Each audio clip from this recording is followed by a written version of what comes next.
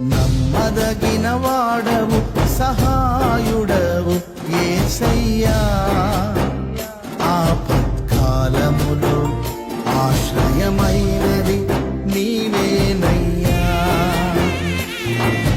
నమ్మదగిన వాడవు సహాయుడవు యేసయ్యా, ఆపత్కాలములో ఆశ్రయమైనది నీవేనయ్యా.